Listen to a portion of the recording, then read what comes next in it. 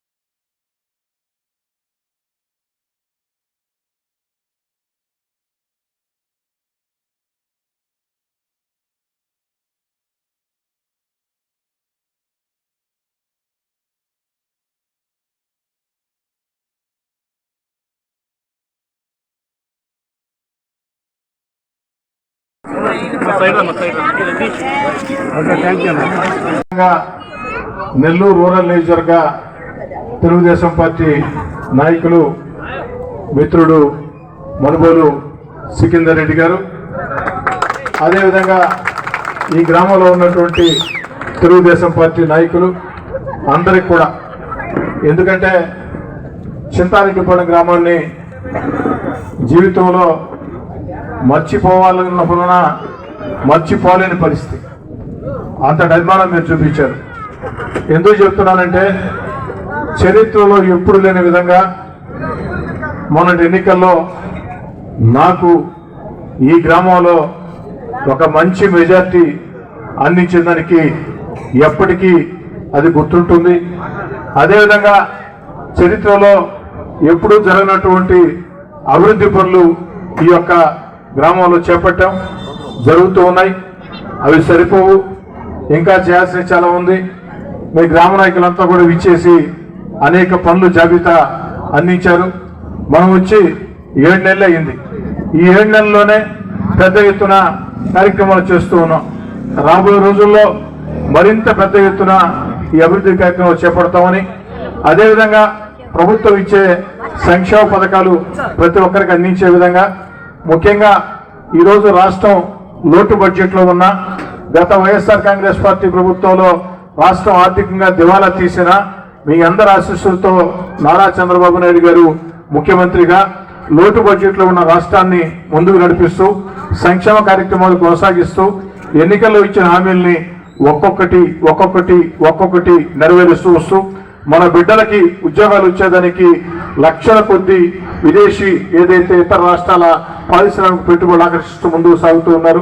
మనం అందరూ అండగా ఉండాలని కోరుకుంటూ, ముఖ్యంగా దివంగత మహానేత ఎన్టీ రామారావు గారు ఈ దేశంలో పేదవాడి గురించి, పేదవాడి సంక్షేమం గురించి, ప్రభుత్వాలంటే డబ్బున్నోళ్ళకు కాదు, ప్రభుత్వాలంటే పేదవాళ్ళకు సొంతం, పేదవాళ్ళ సంక్షేమం గురించి ఆలోచించాలని భారతదేశంలోనే ఎన్టీ రామారావు గారు మొట్టమొదటగా సంక్షేమ పథకాలని ప్రవేశపెట్టి ఒక చరిత్ర సృష్టించే ముఖ్యమంత్రిగా ఎన్టీ రామారావు గారు పరిపాలన సాగించి వచ్చి ఆవిష్కరించిపోయిన వర్ధంతి సందర్భంగా పార్టీ ఆఫీస్ ఒకటి ఓపెన్ చేశాడు. ఈరోజు అన్నగారు వర్ధంతి జరుపుకున్నాడు.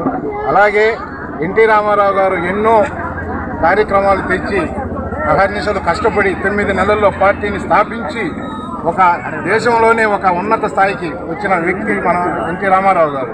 అలాంటి రామారావు గారి బాటలోనే మన శ్రీధర్ రెడ్డి గారు కూడా అలాగే కష్టపడి పాదయాత్రలని డోర్ టు డోర్ అని అన్ని చేసి 3 సార్లు గడపకి చేసి ప్రజల మనిషిగా పేరు తెచ్చుకొని ఈరోజు 3వసారి కూడా హైటెక్ ఎమ్మెల్యే అయ్యాడంటే అది ఆయన స్వయం కృషితో స్వయం కృప వల్ల వచ్చాడే కానీ వేరే ఒక నాయకుడు వెనకాలండి ఏమి చేయలే. పెద్ద కోటీశ్వరులు వచ్చినా కానీ వాళ్ళని ఎదిరించి ఈరోజు 3వసారి కూడా ఎమ్మెల్యేగా గెలిచిన మహా వ్యక్తి మన నెల్లూరు జిల్లాలో ఎవరంటే 3 సార్లు ఒకే నియోజకవర్గంలో గెలిచిన వ్యక్తి ఒక కోటమిరెడ్డి శ్రీధర్ రెడ్డి గారు. అలాంటిది ఆయన బాటలో మేము కూడా నడవాలని అలాంటి నాయకుడితో ఉండాలని ఈరోజు ఈ కార్యక్రమం చేసి ఈ రోజు నుంచి మేము శ్రీధర్ రెడ్డి గారి బాటలో నడవాలని శ్రీధర్ రెడ్డి గారు అడుగు జాడల్లో మా ఊరు రాజుపాలెం చింతారెడ్డిపాలెం డెవలప్ చేసుకోవాలని 40 సంవత్సరాల నుంచి ఈ ఊరు ఎంతో వెనకబడి ఉంది. కానీ ఈరోజు శ్రీధర్ రెడ్డి గారు వచ్చిన తర్వాత ఎన్నో అభివృద్ధి కార్యక్రమాలు చేస్తూ ఉన్నాడు. ఇవన్నీ చూసి నేను కూడా మా శ్రీధర్ రెడ్డి గారు అడుగుజాడలు నడవాలని ఈ రోజు నుంచి నేను శ్రీధర్ రెడ్డి గారి నాయకత్వంలో శ్రీధర్ రెడ్డి గారి ఆధ్వర్యంలో ఈ చింతారెడ్డిపాలెం రాజుపాలెం 12వ డివిజన్ అభివృద్ధి చేయాలని ఈ రోజు నుంచి నేను ఈ కార్యక్రమం చేసి శ్రీధర్ రెడ్డి గారి అడుగుజాడలో నడుస్తాను.